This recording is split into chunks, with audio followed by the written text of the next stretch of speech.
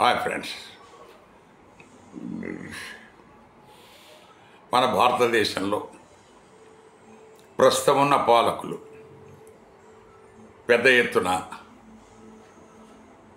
దేశాభివృద్ధి చేశాం, అన్ని రంగాల్లో అభివృద్ధి చేశాం అని చెప్పేసి వాళ్ళు చెప్పుకోవటం అందరికీ తెలిసిన విషయం.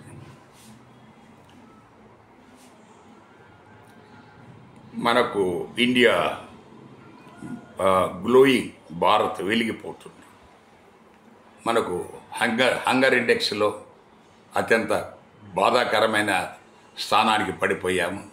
ఆరోగ్యపరంగా అలాగే ఉన్నాము, విద్యాపరంగా అలాగే ఉన్నాము, నిరుద్యోగపరంగా అలాగే ఉన్నాము. మరి ఏంటి మనం వెలిగిపోతుందో భారతదేశం? మన ఈ బీజేపీ ప్రభుత్వానికి, మోడీ సార్కు వాళ్ళకి తెలియాలి. సరే, అది పక్కన పెట్టి ఈ ప్రపంచ దేశాల్లో, చిన్న చిన్న దేశాల్లో విద్యాపరంగా వాళ్ళు ఎంతో ముందున్నారు.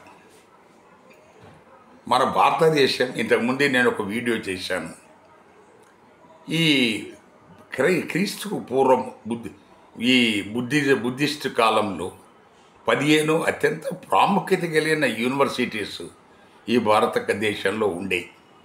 చాలా ప్రాముఖ్యత కలిగిన నలంద, తక్షశిల, నాగార్జున యూనివర్సిటీ, ఇవన్నీ. కానీ ఇప్పుడు మన స్థాయి చూస్తే ఎక్కడ ఉన్నామో మనకు తెలియదు. ఒకసారి ప్రపంచ దేశాల విద్యా వ్యవస్థ ఎలా ఉంది, మన స్థానం ఎంతో ఒకసారి చూద్దాం. మనం చూస్తే ప్రపంచంలో అందరికంటే ఉన్నత స్థానంలో విద్యాపరంగా ఉన్నది దక్షిణ కొరియా. అది వాళ్ళు మేధాశక్తిని పెంపొందిస్తున్నారు, మేధాశక్తిని పెంచుతున్నారు. తర్వాత రెండోది, సెకండ్ ప్లేస్ వచ్చి డెన్మార్క్. ఈ డెన్మార్క్లో ఒత్తిడి లేని బోధన, వాళ్ళకి ఎలాంటి టెన్షన్ క్రియేట్ చేయరు పిల్లలకు. చాలా ఆత్మహత్యలు చేసుకోవటం, కోటాలో ఎంతోమంది చనిపోతూనే ఉన్నారు, చాలా చోట్ల చనిపోతూనే ఉన్నారు. మూడోది వచ్చి నెదర్లాండ్స్. ఈ నెదర్లాండ్స్లో పిల్లలకు స్వేచ్ఛగా ఆలోచించుకునే అవకాశం ఇస్తారు. ఇది వాళ్ళ స్థానం, 3వ స్థానం. 4వ స్థానం బెల్జియం. ఈ బెల్జియంలో అందరికీ విద్య, మనలాగా నాగార్జున, చైతన్య, నారాయణ అని ప్రైవేట్ ఒకటి, గవర్నమెంట్ ఒకటి లేదు. అందరికీ విద్య, సమానమైన విద్య. మరి మన దేశంలో చేయగలరా? తర్వాత 5వది వచ్చేసి స్లోవేనియా. ఈ స్లోవేనియా ఈ వలసదారులకు కూడా సమాన విద్య. ఎవరైనా వాళ్ళతో ఆ దేశానికి వస్తే వాళ్ళకు కూడా ఆ దేశ పౌరులాగా సమానమైన విద్య ఇస్తున్నారు. 6వది వచ్చి జపాన్. జపాన్ వాళ్ళ విద్య క్రమశిక్షణతో కూడుకున్నది. జపాన్ వాళ్ళ విద్య క్రమశిక్షణతో కూడుకున్నది. ఇక 7వది జర్మనీ. ఈ జర్మనీలో ఉన్నత విద్య కూడా ఉచితమే. మన దగ్గర ఈ మెడిసిన్, ఇంజనీరింగు, లేకపోతే ఈ ఎంటెక్, లేకపోతే ఎండి చేయాలంటే ఉన్న ఆస్తులని అమ్ముకునే పరిస్థితి లేదు. జర్మనీలో ఉన్నత విద్య కూడా ఉచితమే. తర్వాత 8వది వచ్చి ఫిన్లాండ్. ఈ ఫిన్లాండ్ ఇది world's happiest place in the world. మనకు నంబర్ 1 ఆల్వేస్, చాలా కాలం నుంచి. ఈ ఫిన్లాండ్లో చదువు చల్లగా, బతుకు హాయిగా. చదువు చల్లగా, బతుకు హాయిగాని ఆ పిల్లల భవిష్యత్తును వాళ్ళు తీర్చిదిద్దుతున్నారు. ఇక 9వ వచ్చి నార్వే. ఈ నార్వేలో ఆలోచన శక్తి పెంపొందించే విధంగా వాళ్ళ విద్యా బోధన ఉంటుంది. ఇక 10వది వచ్చి ఐర్లాండ్. విద్యలో వైవిధ్యం. ఇవి ఈ 10 దేశాలు అన్నీ యూరోపియన్ కంట్రీసే. మనకు ఒక జపాన్ ఒకటి, మన ఏషియా ఖండంలో జపాన్ ఒకటి ఉంది.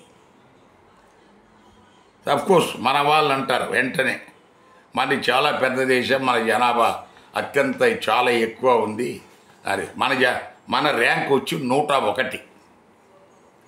దయచేసి గమనించగలరు, మన ర్యాంక్ వచ్చి 101. ఇక్కడ మన వాళ్ళు వెంటనే చెప్పేది జనాభా పరంగా మనం చాలా ఎక్కువ ఉన్నాం కాబట్టి మనకు అది సాధ్యం కాదు అని. సో అందుకే ఇక్కడ ఇంకొక విషయం కూడా మీకు చెప్పదలుచుకున్నాను. China rank 13. చైనా మొన్నటిదాకా మనకంటే ముందున్న జనాభా పరంగా. సో వాళ్ళ ర్యాంకు 13, మధ్య 101. మరి చైనాతో మనం ఎలా పోటీ పడతామండి? తర్వాత ఈ పాకిస్తాన్ వాళ్ళ ర్యాంక్ ఆఫ్ కోర్స్ మనకు అది 138, ఆఫ్ఘనిస్తాన్ 146. అవి వాటి సంగతి మనకు అనవసరం. సో మన దేశం విషయానికి వస్తే మన దేశంలో విద్యాపరంగా సమూలమైన మార్పులు కావాలా. మనకు అది విద్య, సాంకేతిక విద్య, ఉన్నత విద్య కూడా ఉచితంగా రావాలా. ఈ ప్రైవేటు కాలేజెస్, యూనివర్సిటీలను ప్రోత్సహించి ఈ దేశంలో విద్యా విధాన్ని నష్టపరిచి ఈ మధ్యకాలంలో ఈ నష్టపరచడం ఇంకా ఎక్కువైంది. అందువల్ల ఈ ప్రభుత్వం గత 10 సంవత్సరాల నుంచి మనం ఏం చేసింది ఒకసారి వెరిఫై చేసుకొని మనకేంటో అనవసరమైనవన్నీ, లేనిపోయినవన్నీ ప్రస్తావించి ఈ విద్యను కూడా మనకు గందరగోళం చేయమాకండి. ఎందుకంటే మీరు ఒక సైన్స్ ఫోరంలో ఏదైనా మీరు రుజువు చేయడానికి అక్కడ పబ్లిష్ చేసి పబ్లిక్ అక్కడ డెమాన్స్ట్రేషన్ చేసే శక్తి ఉంటే దాన్ని మీరు ఎవరైనా ప్రచారం చేయండి. తర్వాత ఫలానా దాంట్లో ఇది ఉంది, ఫలానా దాంట్లో బంగారం ఉంది, ఫలానా అనేది. అంతేగాని ఇష్టం వచ్చినట్టుగా మాట్లాడి ఈ దేశ పరువును మనము ప్రపంచం ముందు నవ్వులాటలాగా చేయొద్దు.